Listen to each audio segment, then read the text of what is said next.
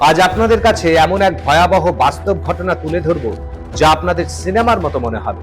এই ঘটনার সূত্রপাত কেরালার একটা ছোট্ট গ্রাম থেকে, একটা শিক্ষিত সুন্দর পরিবারের ঘটনা।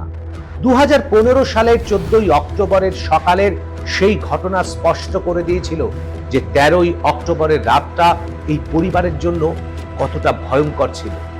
ঘটনাস্থান অস্ট্রেলিয়ার মেলবর্নের সিবিডি থেকে 18 কিলোমিটার দূরে ক্যাম্পবেল ফিল্ডে।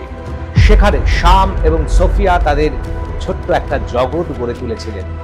কিন্তু সকালবেলা যখন সোফিয়ার ঘুম ভাঙে, সে দেখে যে তার চারপাশে শুয়ে থাকা তার স্বামী শ্যামের মুখ দিয়ে ফেনা বের হচ্ছে। এটা দেখে তার হুঁশ উড়ে যায়। শ্যামের শরীর ঠান্ডা হয়ে গিয়েছিল এবং হাত পা শক্ত হয়ে গিয়েছিল। অসহায় সোফিয়া সঙ্গে সঙ্গে পাশে শুয়ে থাকা তার 6 বছরের ছেলেকে জাগায় এবং মেলবর্নেই থাকা তার বোন সোনিয়ার কাছাকাছি বাস করায় এক বান্ধবীকে ফোন করে ডাকে। 14ই অক্টোবর সকাল 9:14। সোনিয়ার পরামর্শে সোফিয়া জরুরি পরিষেবায় ফোন করে এবং ফোনের ওপরে থাকা এক নারী অপারেটর তাকে মেডিকেল টিম আসা পর্যন্ত সিপিআর ও চেস্ট কম্প্রেশন দেওয়ার পরামর্শ দেন। কি হলো তারপর? কিছুক্ষণের মধ্যেই সোনিয়া ও তার বান্ধবী এসে পৌঁছল। শ্যামকে সিপিআর দেওয়ার প্রায় অসম্ভব ছিল, কারণ তার মুখ দিয়ে তখন ক্রমাগত ফেনা, গাজলা এবং রক্ত বের হচ্ছিল। এমনকি তার চোয়াল এতটা শক্ত হয়ে গিয়েছিল যে তার জিভ দিয়ে দাঁতের ফাঁকে আটকে গিয়েছিল। কেউই বুঝতে পারছিল না এমন কি ঘটলো হঠাৎ করে।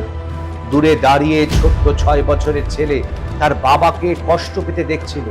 যে মানুষটা আগের রাতেও সম্পূর্ণ সুস্থ ছিল, সে আজ এতটা খারাপ অবস্থায় হলো কি করে? 13 মিনিট পর প্যারামেডিক্যাল টিম এসে পৌঁছল সেখানে। তারা শ্যামকে পাজামা ও শার্ট খুলে তার হার্টবিট এবং বডি টেম্পারেচার চেক করেন। আর শরীরের তাপমাত্রা ছিল 27.7 ডিগ্রি সেলসিয়াস, অর্থাৎ স্বাভাবিকের থেকে 10 ডিগ্রি কম।